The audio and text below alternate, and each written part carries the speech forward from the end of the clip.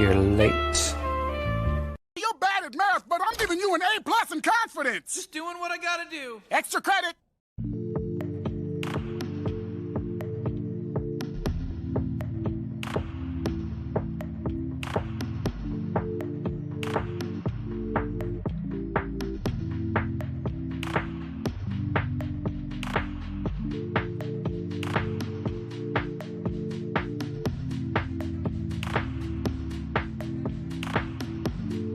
Yeah, man, it has been a comedy of errors today.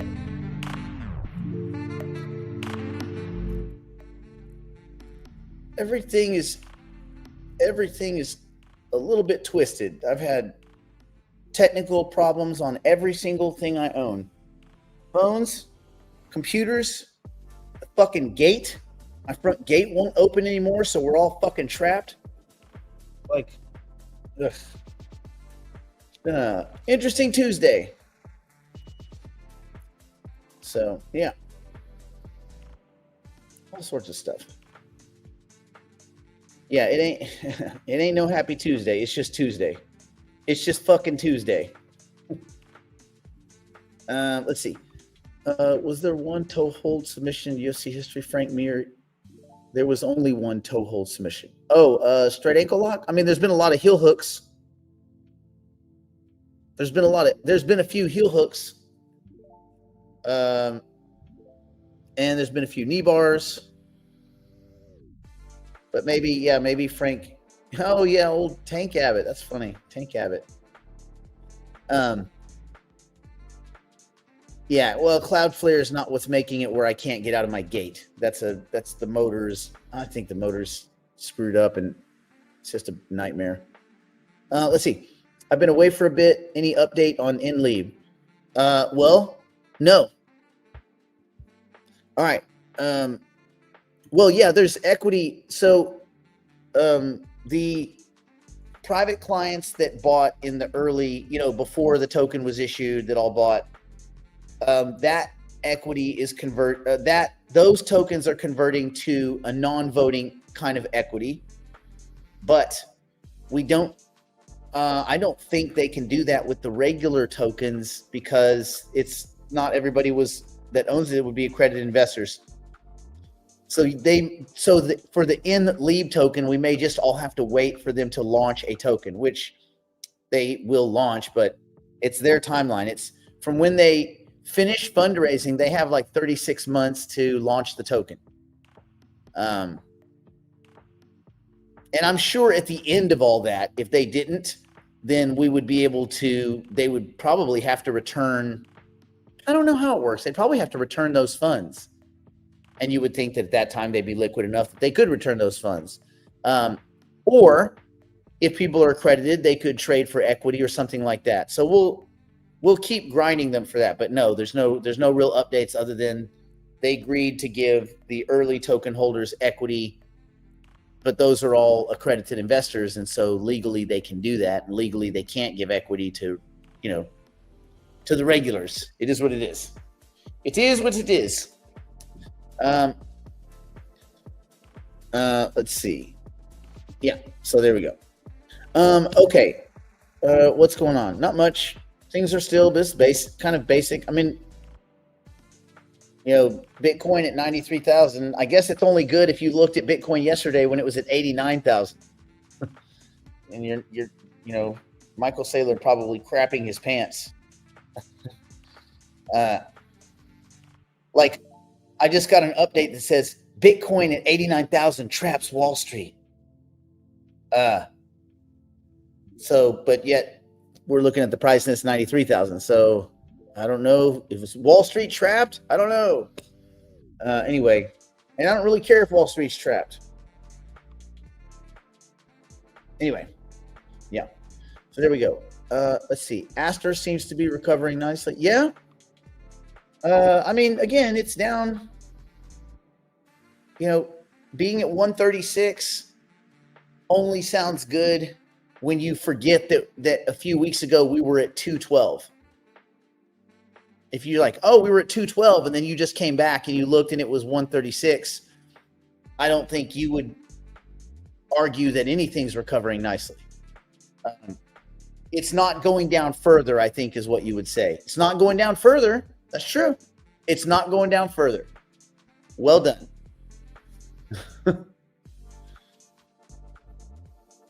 He says this is the last time you'll ever be able to buy Bitcoin. He might be right. I mean, those guys nailed it on a few things. They were way ahead of their time. I mean, they were smart when they bought Ethereum. They were smart when they bought Bitcoin. They jumped into the NFT thing just at the right time. You know, they did when they opened Nifty Gateway, which was a great exchange. I mean, it's all but dead now, but it was great at the time. So yeah, that was cool. And they've been in crypto since pretty much the beginning. I mean, they didn't hit it on day one, but they were probably a couple years in. Yeah, man. There's a lot of people that were super early and they just already booked it, and they probably just look back like, oh my God. But yeah. Anyway, what are you gonna do, right? Let's see what else is going on. Not a whole lot in the macro. I was looking at CNBC earlier. Google announces Gemini 3 as battle with OpenAI intensifies. Okay. I mean, I love it. I love the battle. The NASDAQ, the S&P, Dow, they're all getting destroyed right now, which is interesting.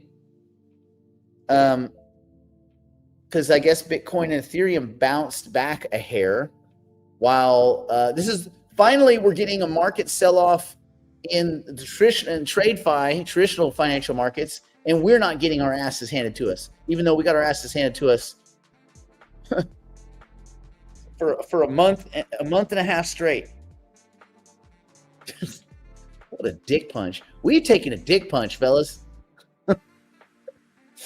Anyway. Yeah, Dow is down 535 points. S&P is down 65. NASDAQ's down 318. Let's look at this, what Google's talking about. I mean, all these AI models, I don't know if you guys know that we're working on a project, kind of a private project. I don't know if some of you I've told about it. I wonder if, let me see if I can do something. Let me see if I can, a video file, desktop. Oh, it wouldn't be desktop, would it? Would it be, shit, I wonder where it would be. Let me see. Give me a second.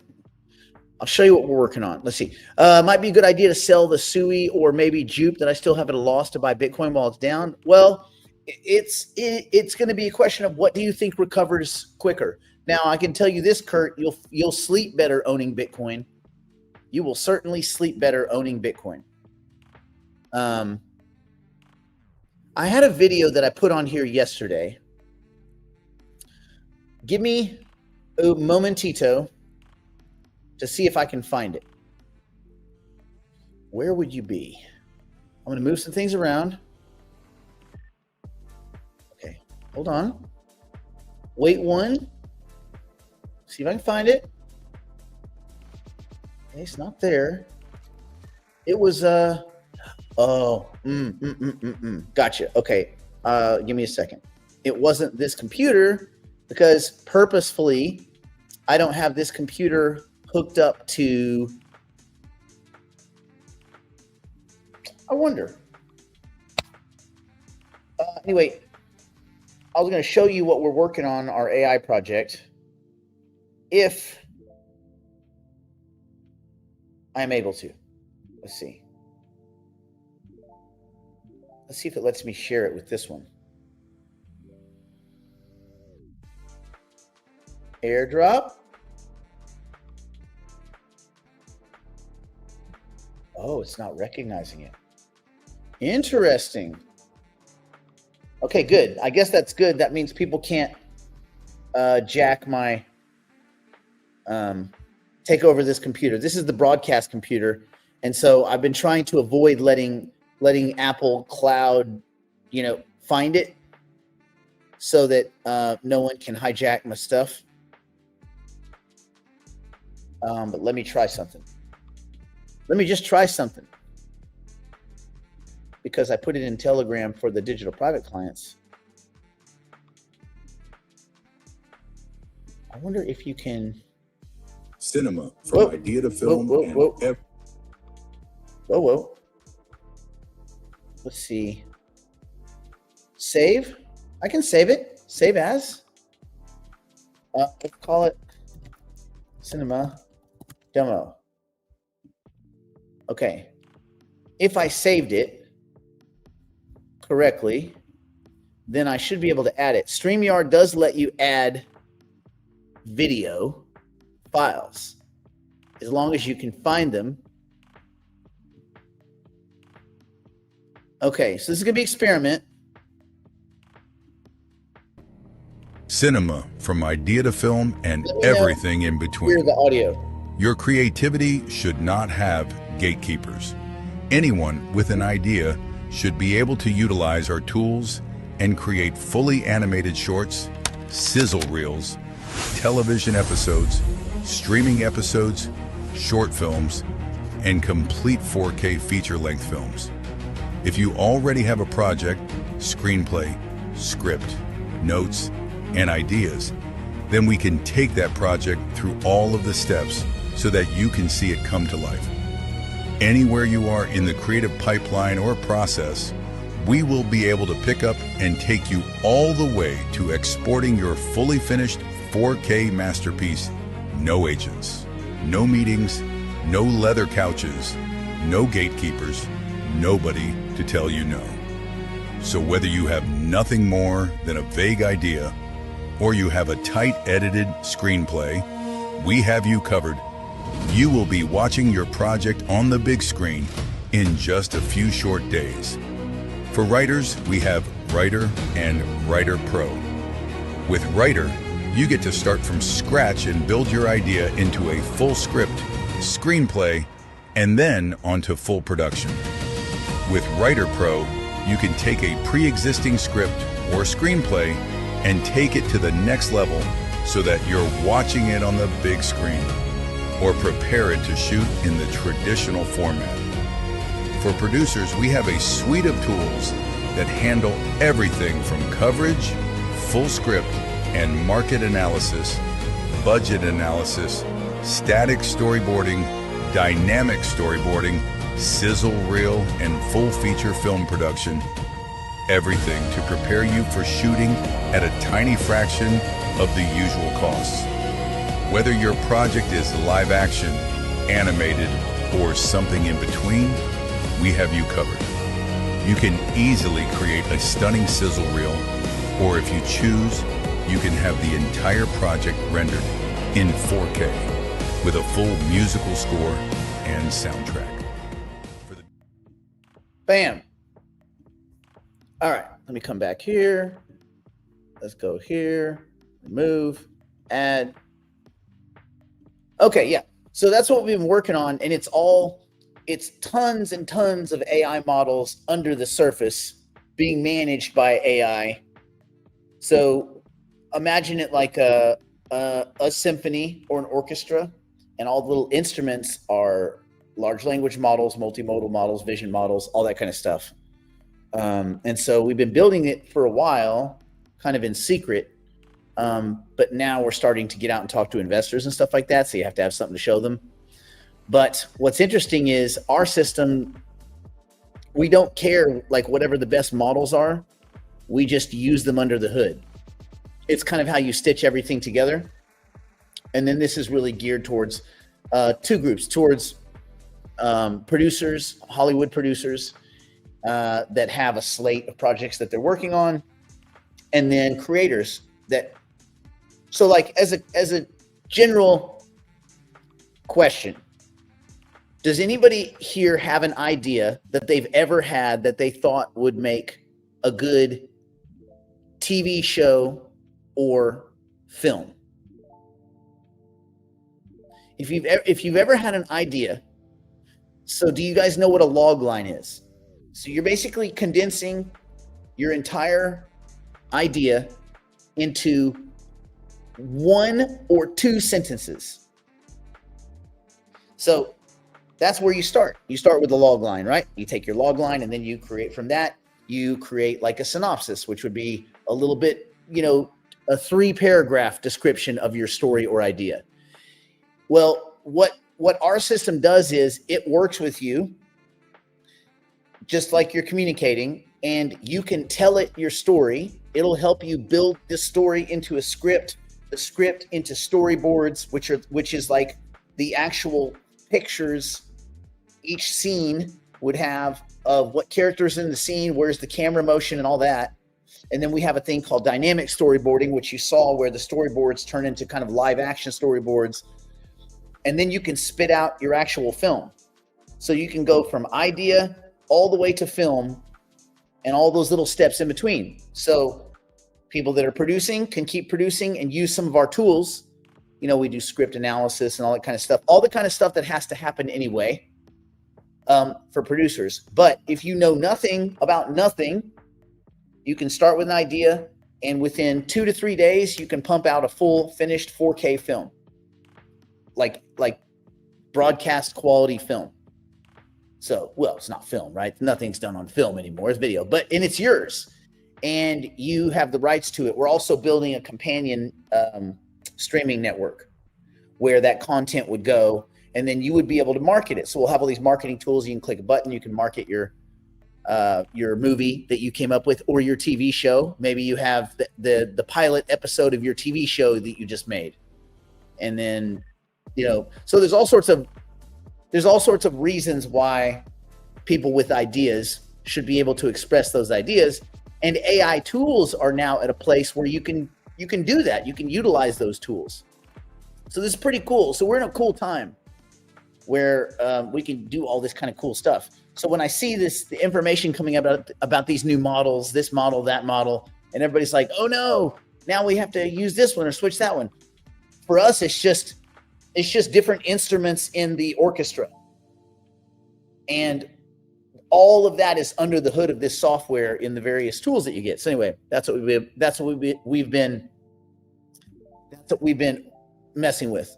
Let's see. You wish you had an idea for a movie or series. Well, the thing is, everybody has an idea. Like everybody on Earth has an idea. We thought about doing this a few different ways. We thought about like for raising money, because it's not a crypto project. I mean, and forcing crypto on it would be a bad fit, because there's no real crypto use other than pay by crypto. There's no crypto use case here. But there may be a decentralized use case. I guess if we got enough people mad at us, there may be a reason to put something like this and decentralize it. But we did think about doing a token sale that would be for equity, like an equity token sale to fund it, rather than going through the traditional Hollywood means. And I had talked to since we had this demo made, which was only Thursday, we even had this demo. Otherwise, it's just been scaffolding and architecture. We've had 3 meetings with producers. And each time the number of producers that show up at the meeting's bigger. And so I did tell them that I was going to go and look into seeing if this was something that our digital private clients wanted to engage in. But I told them I wouldn't pull the trigger on anything until we like deeply consider everything. Like what makes the most sense. Tactically, having a bunch of producers as investors in this makes the most sense because they're dialed into Hollywood. Anyway, it's still something I'm kicking around, but that would be an equity type thing. So far, I've just been self-funding it, but in order for us to scale and hire people, bring in the lawyers we need to protect copyrights and patents and all that kind of stuff, because I think a lot of the stuff we've done is would be considered IP that's protectable.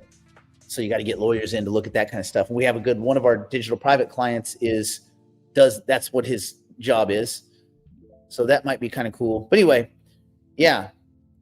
So that's been kind of going on in the behind the scenes. We looked at some different ways to fit crypto in. We're going to have a talk in a few weeks. I'm going to have my tech guys talk to Dan Tolliver, the co-founder of Hypercycle, about would Hypercycle nodes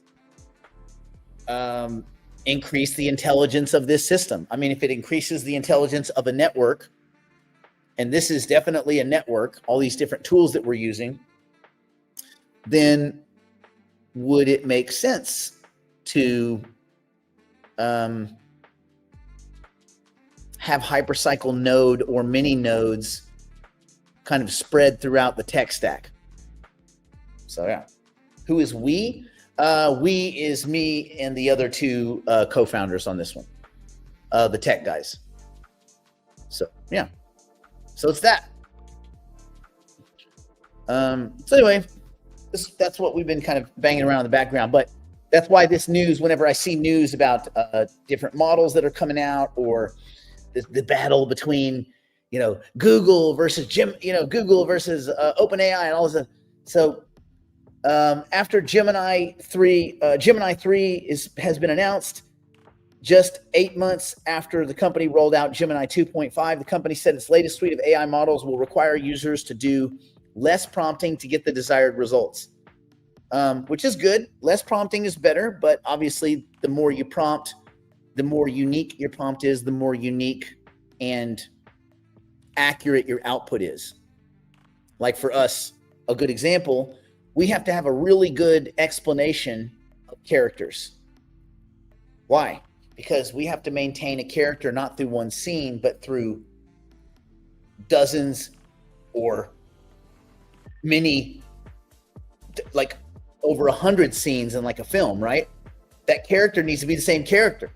So the seed, the embodiment of that character and his physical characteristics and everything, and his voice and everything, that has to be very consistent. So yeah. So consistency, character consistency, and visual continuity is maintained through having really, really good, elegant, very specific prompt, right? The seed, that seed. Let's see. Google also announced its latest suite of AI models will require users. So they can do less, get more. They announced a new agent platform called Google Anti-Gravity, which lets developers code at a higher task-oriented level. Cool. Gemini 3 will be integrated into the Gemini app, Google's AI search products, AI mode, and AI overviews, as well as its enterprise products. The rollout begins Tuesday for select subscribers. Yeah. And we'll go more broadly in the coming weeks. The announcement comes about 8 months after Google introduced Gemini 2.5 and 11 months after Gemini 2.0. OpenAI, which kicked off the generative AI boom in late 2022 with the public launch of GPT, introduced GPT-5 in August. Think how far we've come since January of 2023. That's really when kind of OpenAI launched this to the world, right? So it's pretty cool how far we've come. Gosh, how long should I keep rolling? Well, Jim, you'll have to tune in on a Thursday, and we'll talk about it on the Options Hour. Let's see. Will you have a render token? Yeah, just a token for the sake of having a token. Yeah. Render, their whole company is one of our services. One of the services we offer is Render and Render Pro, which will take your project from storyboard or script and just create the film, like the 4K output. And I think that our Render Pro product does what the entire company of Render endeavors to do with the bullshit token and a bunch of scummy community members. Yeah. And ours, it's one of the services that we offer. Click. Anyway, but that's all. Yeah, that's all where that's going. Everybody here probably knew that this kind of stuff was coming. If you have a story already, how can I get involved? Well, if you have anything from a story idea, that like even just an idea, a grain of a seed of an idea, then you will be able to start there and flush it out and go all the way through the kind of production pipeline. If you already have a script, you would take your script and you would upload it. And what our system does is the first step, for those of you that don't know how it works, when you have a script, does anybody here know what you have to get in order, like say you submit your script to somebody, some producer, what is the first thing they're going to do before that script can even be considered for purchase, option, production, anything? There's a first step. I'm giving you guys some inside the industry. Does anybody here know what coverage is? I don't think anybody's going to come up with that answer. Anyway, it's called coverage. You have to get coverage, and coverage is a very specific kind of overview or synopsis in looking at a project and looking at its viability. So a coverage reader, and they usually have a bunch of coverage readers, which are a bunch of idiots that are like 21 years old. They don't know shit about shit. They're just like interns, but no one likes to read in Hollywood. But anyway, what a proper coverage is, it's going to give the producer a bunch of information, which is everything needed to decide on whether the script is worth time and money and risk, because all of those things are kind of interwoven, right? So the coverage reader, they're going to take your script and they're going to go, okay, let's create a concise log line, right? That's your one sentence that captures the premise, the protagonist, the conflict, the stakes involved. Ideally one sentence, okay? Then they're going to do a summary, which is, a couple pages, which is going to talk about, it should be an objective outline. There shouldn't be any of the reader shouldn't be injecting any of their opinions yet, but it should be an outline of the setup, the major plot turns and twists, character arcs, the ending, any non-linear structure or timeline notes. This is no opinion. This is just purely what has happened in the story. This is a summary.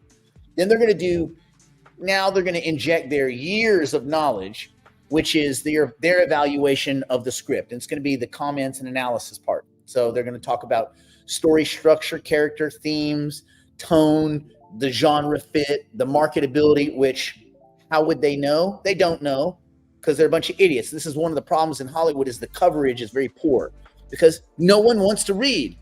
Producers don't read shit until they've gotten good coverage, but you got to get through the coverage hurdle. It's kind of an executive. Yeah. You're close. It's kind of an executive summary, kind of. But again, it's a little bit more detailed. So they talk about, they go into marketability. And again, you're asking like, how would a 21-year-old fresh out of school newbie know any of this shit? They don't. So the coverage that I'm telling you they're supposed to supply is not what they're getting. It's usually just some kid that reads it and they're like, I like it. And they'll do some very limited notes. But anyway, marketability, originality, writing quality. Well, unless you've read 50,000 scripts, how would you know? Right? Like, how would you know? Writing quality, the voice, the scene economy, the dialogue authenticity, formatting issues. Right? So there's some software in Hollywood now where you can kind of drop a script in there and it'll give you very basic coverage. And what it does is it basically scores your script. And if it's below a certain point, you're out. And if it's above a certain point, they'll look at it. And then they'll probably give it to an actual reader. But then you have your red flags and production risks, like your legal and your E&O, right, which is your kind of the things that can get you in legal trouble, right? So real brands used without clearance, real people that are portrayed, defamation type dialogue, unlicensed references, music, copyright infringements, all this kind of crap, which we don't have those problems. Why? Because we make the content. So we can make every car in the film not have logos on it. So like things like that, license plates, all that. Anyway, you look at production complexity, budgetary pressure points. Then part of it's going to talk about formatting and technical issues. You're going to look at all the kind of like page count, formatting, industry standard deviations, dialogue to description ratio, overwritten, underwritten scenes, all that kind of crap. And then they'll make a little consideration. So this coverage reader will then say, okay, I'm passing on it, consider it, or recommend it. Like something that's very strong, they would give a recommend. Something that sucks, but it has maybe some chance, they would give it has potential with work.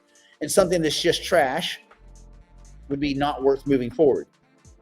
So then they're going to give it a numerical or a letter grade. They're going to grade a bunch of characters. They're going to grade the premise, the structure, dialogue, commercial value, originality. And already this list should seem overwhelming. And that's because no one fucking does this. No one. This is what they're supposed to do. This is not what they do. They do 3 pages of coverage. Why? Because the same people that don't read scripts, they're not going to read the coverage notes. They're just going to look, pass on it, recommend it, or consider, right? Like that's it. And then they might like read some of the notes. Anyway, then there's going to be a section on the rewrite potential, like what level of rewrite is. And again, the people that are reading this don't know any of these things. And this is the problem with Hollywood, is that the gatekeepers, the people that are telling us what is good and bad, don't know what is good and bad. They don't know anything. This is a problem. When you're gatekeepers, that's like having your talent scouts for baseball, people that have never played baseball. And they're going out to college games trying to scout. Like, what did you see? I don't know. I don't even know the rules to baseball. Then what are you doing here? This is what's going on in Hollywood, which is why you're seeing a bunch of retreaded dog shit instead of anything new. Seeing the same old crap. You wonder why they're doing Baywatch for a third time? Because they're fresh out of ideas and they don't know what they're looking at. And this system is a closed loop. It's like an Arkansas family tree. It's a circle. So anyway, the final part of it is these kind of overall recommendations to a producer. And that's a kind of decision-oriented explanation of, should we pursue it? Should we option it? Should we hire a writer to come rewrite it? Or is it dead DOA, right? That's what coverage is supposed to be. We can do all of this because we can make AI agents go in and do every bit of this. That's what we do. So that's what our coverage product is. It does this full coverage. And then we have a Coverage Pro product, which then goes into detail and it does a lot more. So it takes these coverage notes and actually goes one step further. It starts finding interesting scenes. It looks at what they would look like visually. It takes the first scene and it actually renders it so you can watch the opening of the TV show or film. Anyway, so that's just one example of what's going of the very first step. So when you say, if you have a story already, how can you get involved? Well, your first step in the real world, in the world that exists now, would be to go get coverage. And that's tricky. Well, here you'll be able to just ingest your script and get coverage instantly. And then if you depending on what level of participation, because all of the products that we have a pro version. I wonder if I can show it. Let me see. Some of our stuff is not available, but let me take a look. Let's see what we got. So yeah, so this is like an example, a difference between storyboarding, like on the left, and Storyboard Pro, which starts to render. So you could see, instead of just seeing the scene, discovery, you could see what discovery looks like. And all of a sudden you start to see all these scenes stack up, and you're starting to get a good idea of what your film is going to look like. But essentially, we're building it for writers, producers, people that want to put music into their projects. We're going to have music tools where you'll be able to do a full soundtrack, all AI created. Well, you and AI created, and you'll be able to actually, that'll be your music. And all of this stuff is yours. Like you own it. You've created it with the help of AI, but these are your creations. Therefore, it's yours. Like you own the IP, right? One of the things that we're working on right now is flushing out all the characters. We have kind of already a pretty dense group of like almost 800 characters that you'll be able to use, and then you can nuance them. You can start changing them and do all sorts of little cool stuff. But this is something that we've been working on, and they're going back through. It's a lot of the, and a lot of this stuff we're still doing the plumbing. So yeah, but like all this stuff is coming, and so you'll be able to take your script, get coverage. You start with coverage, then you work with either yourself or your AI, and you'll have an AI assistant when you're working with our software that will help you go and clean up your script. Basically, you'll have access to an AI showrunner, and that showrunner will be like, okay, well, we have to fix this scene, we have to fix this, I can make some recommendations, or you can do it on your own and all that. We haven't figured out any of the price points and all that kind of stuff yet. We know that there'll be some very, very basic kind of low-end versions for the creators, all the way down to what do they call that? Like fully, like there'll be some kind of free versions where you'll be able to do certain stuff for free, and then you would subscribe, because what we're going to do is pass on the costs of utilizing the large language models and all the different API calls. That'll be the things that people will pay for. So there'll be like a minimum subscription fee, and then if you render a film, that would have a cost. If you create a this or create a that, whatever those costs are, we'll just kind of aggregate those costs out among all of the network users, and then those will be the kind of cost per job type stuff. So yeah, so there's that. Yeah, beyond that, I don't have any more details for that yet. But yeah, that's kind of where we're at. So slowly but surely. But yeah, it's a lot of fun. Will you be using the course system like Flow does? Well, probably not. This will be, I don't even know what the course system like Flow is. I don't even know what that is. I learned writing the old school way, where you have an idea, a log line, a synopsis. You do a beat sheet with your 15 major beats, and you get your beat sheet nailed. Then you go to the cards. Then you start banging out your scenes. You figure out where your act breaks are. And then when you have all your cards for your entire episode or film, then you start writing.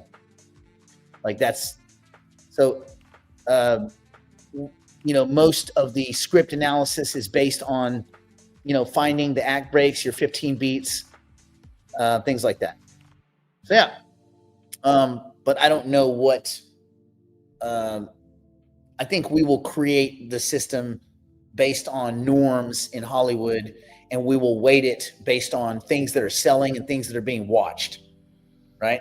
Like things that have more watch hours, those scripts should rate higher than a script that was written 10 years ago that might not resonate with people now, because we want everything to be accurate and relative and relatable. And if you're working on a project, you want your project to be relatable to the current eyeballs. And, you know, people, ideas and trends and things like that change. So you want to kind of stick with that, right? But yeah, so that's where we're at. So yeah, that's the project. It's kind of fun. Some good times, good fun times. That's the character section. Bam. So yeah, we'll be cleaning all this up as we go.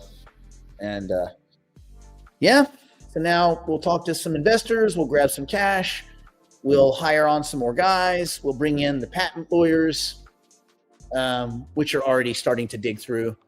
We'll bring on some show accountant. All of our hires that are not tech talent are going to be from Hollywood. They'll be either producers, studio executives, things like that. People that are already behind the wall. Like the first guy we're hiring was an executive at CBS, and he's done work at Netflix and Apple TV, and he's done a bunch of films. I think he's been in the business like 35 years.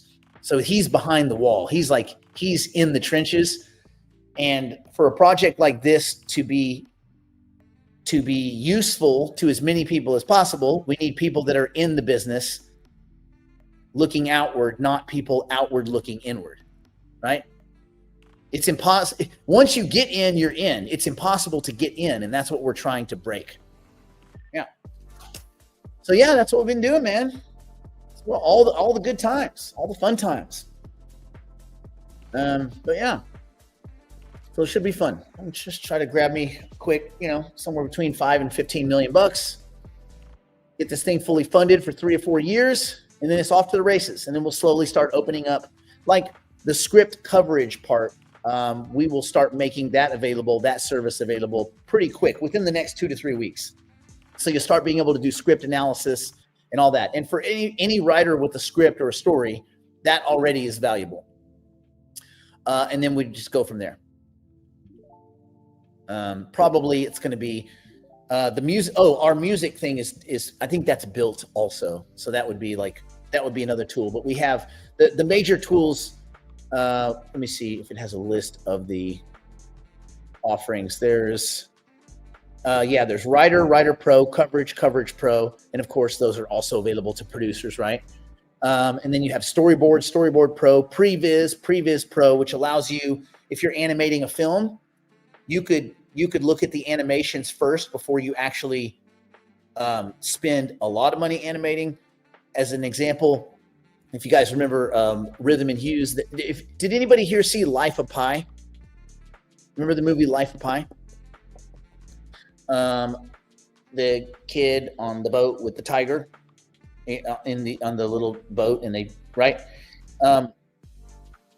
somewhere during, so that was done by Rhythm and Hues, and they won an Oscar for it. But when they went to get the Oscar, they were already bankrupt, and they were bankrupt because somewhere along the production, one of the executives came in and said, "Hey, we really like this, but can you make it be raining?" And they're like, "What?" They're like, "Yeah, just make it be raining." And they're like, "Well, you mean add rain throughout the whole thing? Like, do you know how complex that is?" They're like, "Yeah, we want it to be raining." And that the difference between raining and not raining in that film, because of the complexity of rain, and think about it. think about what goes when you look at rain. Think about how much is happening in a scene and interacting with the fur on the tiger and all this kind of stuff. It bankrupted them. They were bankrupt when they went to collect the Oscar. So we're at a time now where you can do previs and you don't have to be bankrupt. So that's kind of what we're going for, is the don't be bankrupt. And so for producers, a lot of these tools, because most people are not, they're not with the idea of going from idea to full film in 2 days. They're not big fans of that. But these are tools that producers can use right now. So again, Previs Pro, Sizzle Pro, like doing a sizzle reel for your project, which normally costs, $20, $30, $50,000. For us, it would be very minimal. Music and Music Pro, Render Pro, and also we have a new tool called Casting and Casting Pro, where you'll be able to cast And actors will be able to actually, they'll have a companion app. They'll do a 3D of themselves, they will be rendered and available for people to utilize in their projects. And they can set themselves to free, or they can set themselves to free plus revenue share, or a fixed cost plus rev share, or whatever. They'll be able to set their kind of desired, hiring capability, and then they will become one of the characters you can use. But if it's a character, like if it's a real person, they might say, hey, every project that uses me, I want $100 and I want a share of the revenue. I want an actor's cut of the revenue if it generates income. And we have a companion streaming network that we're starting with it. And all of the content that's produced, all the actual outputs will go, and it can only be viewed on that platform. And the beauty of that, now you'll have full control over it. The platform is free. Everybody can use it, but it keeps everybody in one place. And that way we can get information about watch time, who's viewing it, things like that. And as projects go higher and higher, like more eyeballs, then we'll put it as part of the actual programming on the network, and we'll monetize it. And you'll earn revenue. You'll actually earn, like if you come up with an idea and make a movie and people like it, you will make money. And there's not all those asshole middlemen like in Hollywood. So if you get 10 million views, that's a lot different than 10 million people going to the movie theater, right? Like you'll get a lot more of that 10 million bucks, or 10 million, who knows what's. Anyway, so we're going to monetize that content. And we'll have both, episodic as well as features. Anyway, yeah. So that's what the vision is for the next 3 months, is to build. We don't know if we'll have the streaming platform finished, but the other cool thing about the streaming platform is when you make your movie and you export it to your account at the streaming platform, and it's up there and people can watch it, and you'll click a button and you'll have an AI marketing team. You'll click one button, and it will go out to all your social media. It will market your project. It'll look for advertisements. Like if you want to go and do some paid, buy some ads for your movie, you can advertise it across other projects on our platform, or across YouTube, across Instagram, Facebook Live, TikTok. You'll be able to kind of automate the marketing process to market your projects. So yeah, everything will be as simple as possible, but no simpler. But yeah, so anywhere you are in that idea process, you'll be able to utilize this stuff and do some cool shit. So yeah, and for that, I gotta go get some money from some people. Let's see, Maxwell Maltz has an updated sites. Oh, cool. So I'm imagining our investments paying off and all of us having $90K a year tax bill on our new homes. Yeah, as you should, Craig. Yeah, God, man. Property tax. Yeah, I got to write that check. in the next 2 weeks. But, it is what you do. It is what you is. Can you take a 400-page novel and turn it into a movie or a cartoon? Yes.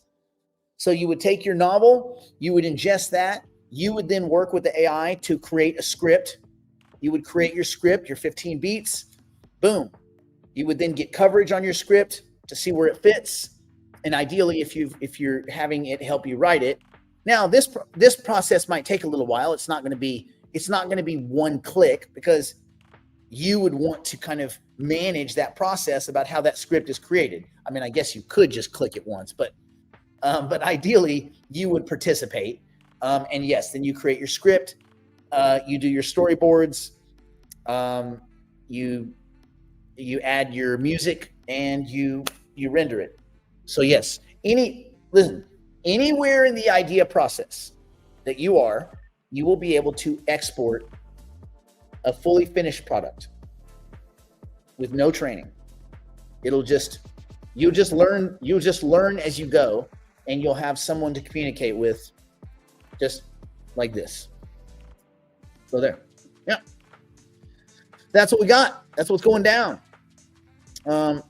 Okay.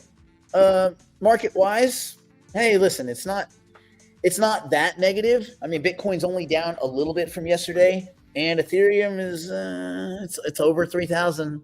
I guess we take what we can get, right? Anyway, we'll see you guys tomorrow. Hopefully you guys aren't having all your little technical glitches like I am, but you know what? This stuff happens. It is what it is. Now I gotta figure out how to get this damn garage, this gate open. I'm behind a gate. It's a big heavy metal one. I gotta figure out how to get out. Anyway, stay in school. Don't do drugs. Don't do anything my poor and solvent drunk, struggling meth grandmother or Brandon wouldn't do. And if you had a big chunk of your portfolio in SUI and you had to and brought this thing down to just drop 50%, would you try to write it back up or would you pull the money out? I got out of SUI completely. You guys all know this. I think you guys know this. I got out of SUI completely. I was at SUI Lind. I had borrowed against it. That was in the options market. Fine, made some money there. But when SUI started going, it started going fast, and it's under my original purchase price. My original purchase price was $1.92, and it's $1.69. Unfortunately, I dumped a lot of my SUI that was the excess. I dumped it into Aster when it was $2.12. So I got clipped pretty hard there, but not clipped as hard as I would have been had I stayed in SUI, because I got out at $3.47, $3.48, and it's lost almost $2. So I would be down about 66%, and I'm only down 40%. So maybe I saved 20%. I don't know. It's hard to see. Well, 50. No, it'd be down 70%, wouldn't it? That's almost 70%. Yeah. Because that's 100%. Yeah. So, yeah, there you go. Well, no, let's see. 10 would be 35. I'm up about 20%. Anyway, I'm not knocking any home runs out, but yeah. So there you go. All right, we'll see you guys tomorrow. Go and tip your baristas today. Remember, life is not easy for a lot of people, so try to be mindful of that when you're out and about. Yeah. And on that note, I bid you adieu.